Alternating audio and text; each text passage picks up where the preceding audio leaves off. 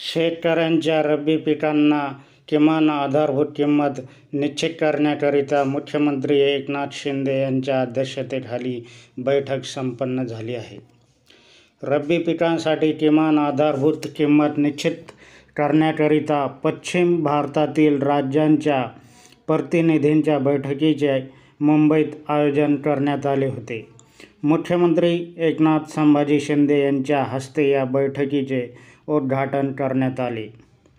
देशाचे पंतप्रधानपदी तिसऱ्यांदा नरेंद्र मोदी विराजमान झाल्याने शेतकऱ्यांच्या आशा आणि अपेक्षा आणखीन उंचावल्या आहेत. राज्यातील सरकार शेतकऱ्यांच्या हिताचेच निर्णय घेत आहे असे सांगून केंद्रीय कृषी मूल्य व किंमत आयोगाच्या माध्यमातून देखील पिकांना चांगली किमान आधारभूत किंमत MSP मिळून त्यांना मोठा दिलासा मिळेल अशी अपेक्षा मुख्यमंत्र्यांनी व्यक्त केली.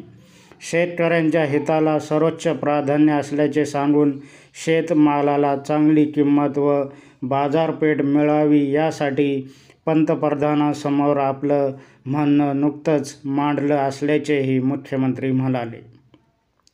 सोयाबीन, कांदा, कापूस या शेतमालांसाठी चांगली आधारभूत किंमत मिळावी तसेच शेतकऱ्यांना इतर प्रश्नी देखील आपण लवकरच केंद्रीय कृषी मंत्र्यांना भेटणार आहोत असे सांगून मुख्यमंत्री शिंदे यांनी आज मिलेटचा मोठ्या प्रमाणावर प्रसार करण्याचा प्रयत्न राज्य सरकार करीत असून शेतकऱ्यांना प्रोत्साहन मिळायचे असेल तर मायक्रो मिलेट्सना देखील किमान आधारभूत किंमत मिळाली पाहिजे असे त्यांनी सांगितले. आज कृषी मूल्य व किंमत आयोगाच्या बैठकीस उपस्थित राहून एखाद्या राज्याच्या मुख्यमंत्र्यांनी शेतकऱ्यांच्याविषयी वचनबद्धता प्रकट केल्याबद्दल या बैठकीस विविध राज्याच्या प्रतिनिधींनी टाळ्या वाजवून प्रशंसाही केली आहे.